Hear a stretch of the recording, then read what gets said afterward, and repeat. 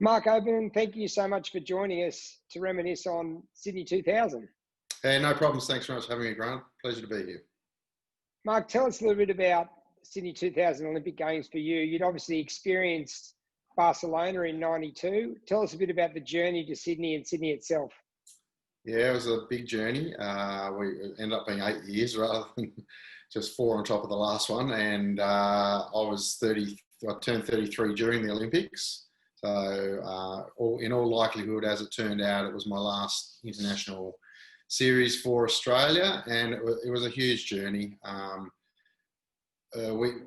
We did really well between 92 and 2000, and then we did poorly as well. So it was a bit of a really roller coaster for us. Winning that bronze medal in Athens in '93 and playing off for bronze in '98 in Perth were highlights, obviously. It seemed a long time in the end, I suppose. Just coming the last couple of years, I got a bit injured, so wasn't always good. 6 weeks prior to the Olympics, I broke my hand, so I came back to Australia and just trained and did the best I could. And if I got selected, I did, and if I didn't, I didn't. So my wife was pregnant at the time anyway, so I needed to be back in Australia. And breaking your hand 6 weeks prior to the Olympic Games, when you had been on that journey on narrowing missing out for '96, how did you feel when that happened? Yeah. Well, I could feel. I understood how my brother felt, dislocating his shoulder about sort of 6 to 7 months prior. Well, actually, probably even sooner than that, probably 4 months prior to Sydney, and it was a pretty devastating blow. I just sort of gritted my teeth and said, "Give it your best shot, mate, and if it works, it works, and if it doesn't, it doesn't." Nothing much I could do about it. In the lap of the gods. And going back to your brother, being able to play at an Olympic Games in Barcelona with your brother Paul, what was that like for both of you? It was amazing. Mum and Dad were there in Barcelona. Mum and Dad were also there in Sydney. Paul unfortunately missed out, and I mean, one of the highlights for me in Sydney was that Paul was actually there as our chaperone, if you like.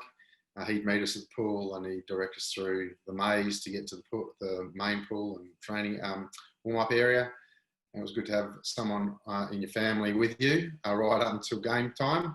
It was actually pretty normal for me for most of my water polo career. Paul and I competed for a lot of years together. It was very special.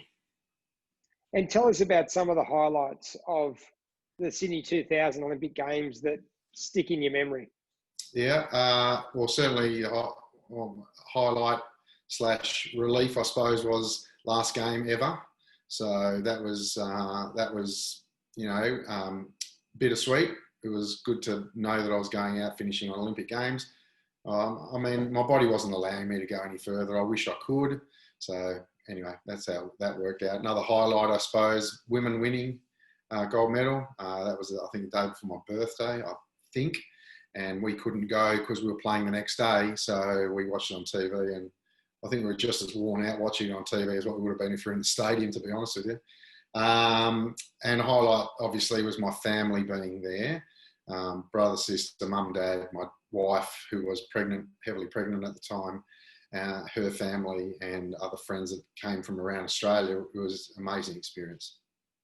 A lot of people don't realise, not at that international level, that the game that aren't from water polo, the game is dominated in Europe, and you play a lot of tournaments in Europe, trying to qualify for '96, you're in minus 18 degree temperature in Germany. The contrast to being in front of your home crowd in Perth in '98 at the World Championships and Sydney 2000 must have been huge.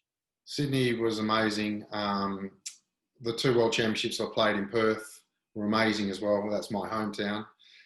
So I'm back in Perth now after playing in Sydney for 12 years.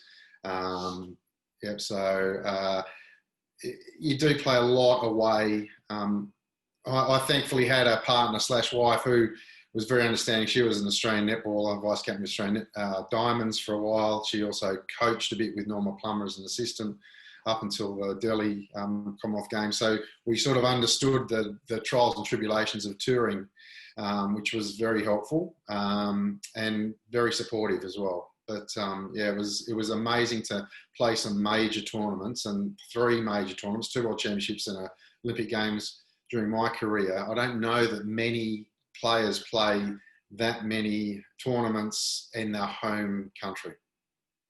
Yeah, it's one of the questions. It's quite unique to be able to play in one World Championship and also an Olympic Games, but to play 2 World Championships in your home state and then also one in your home country. What was it like to hear the national anthem sung by the crowd? I don't know whether it changes venue to venue, to be honest with you. I get goosebumps every time I hear it. I don't know. I suppose it's a bit more special, I suppose, in your home country, hometown, but certainly it's something that I love listening to the national anthem. Every time there's a rugby test on or there's a game or, an AFL grand final or whatever it is that they play that national anthem, you sort of get the goosebumps going.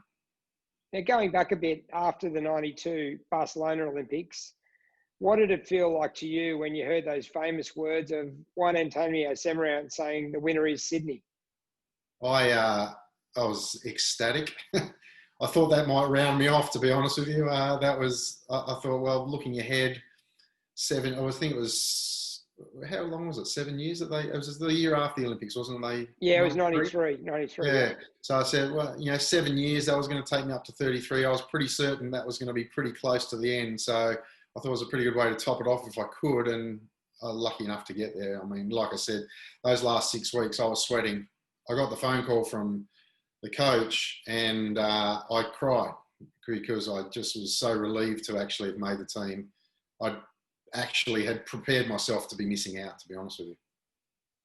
And if you come to the modern day and athletes going through those highs and lows at the moment of Tokyo being delayed for 12 months, going through those similar highs and lows, it's very challenging as an athlete. Oh, it'd be amazingly challenging. I don't know that I could actually cope with it. I mean, you could cope with it. You'd find a way, but it'd be really frustrating to know that there was an Olympic Games to be played, maybe not even played in a year's time either.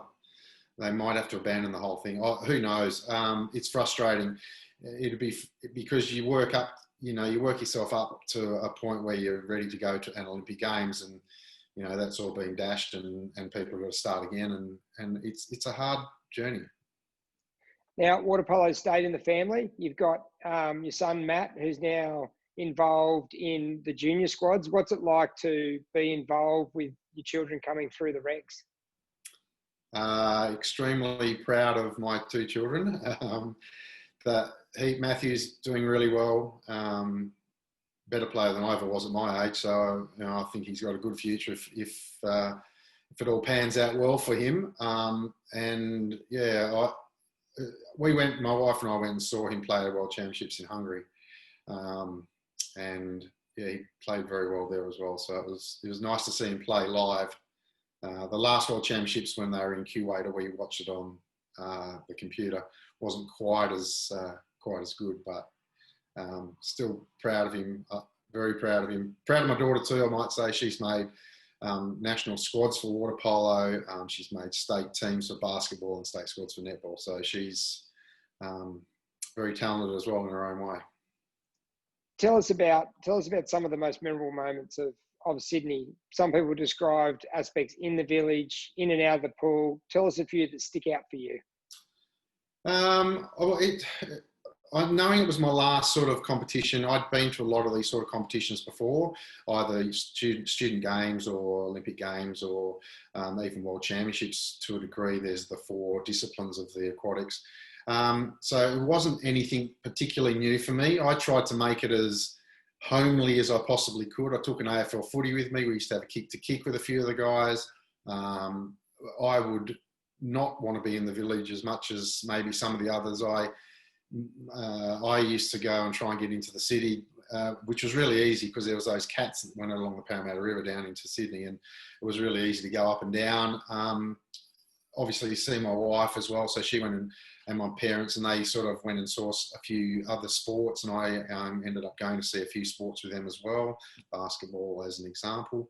So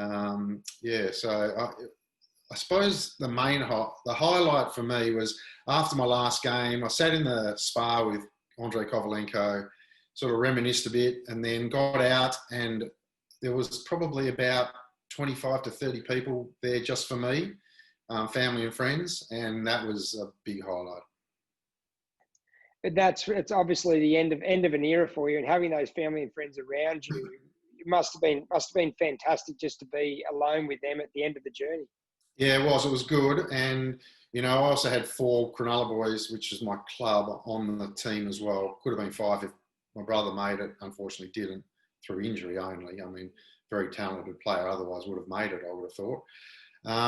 So it was good to have the journey with them. It was also good to definitely have the journey with the family and friends after. And it almost was seamless going into normal life after that, I think, because our son was due to be born 6 to 8 weeks after the Olympics. My wife's waters broke during the closing ceremony. We chuffed back to Canberra the day after the closing ceremony and got there about midnight, and she was straight in hospital, and we had him about 2 days later. So it was all quick. We were meant to be having a holiday down the south coast, and that didn't eventuate. Wow, another Sydney Olympics baby. Just going back to, I suppose, the benefits of water polo. What's water polo given you in the rest of your life? So much. Sport in general, I think, such a great thing to be able to give you so many attributes that you can use in your life. And, from, managing your time to being punctual to showing respect, et cetera, et cetera. It's just that I'm being so lucky. It's also given me the ability to be able to travel around the world. I think I've been to something like about 75 countries and that's not right. About 30 countries and about 75 cities around the world. I wouldn't have got to anywhere near that. In fact, I wouldn't have got close to it if I hadn't played water polo. Plus the friends that you meet, not only with the team that you tour with and the clubs that you play with, but also the opponents. And when we went to see Matthew play in Hungary for his World Championships, I met quite a few guys I played against who were either on FINA technical committee or they were there as Hungarians, ex-players, or they were their coaching teams. It was amazing the amount of people I met there and saw there. One last question. Let's go back to the kick to kick during the Sydney Olympics. Did you encourage any other people from other nations to have a look at this strange ball and get involved? No, because Australia was sort of at the back of the village. We were sort of in our own little corner. We had our own little quadrangle, if you like. Tried to get a few of the other sports to play, but they didn't really partake. It was just really the polo guys. A couple of swimmers maybe, but they were the ones that had finished more so than anything. But that was about it. Yeah, it was good fun though. Tried to take a hanger and nearly twisted an ankle, but I didn't. Right. So you're coming back from a broken hand, and then you're playing kick to kick, coach's nightmare, and I can just picture Daniel Marsden going up to take a mark with that green mohawk. If any other nation saw it, they would have just been scratching their head. I didn't go anywhere near Daniel's end. I was at the other end. I wasn't going anywhere near that. Mark Oberman, thank you so much for joining us today. No worries. Thanks so much, Grant. Appreciate it.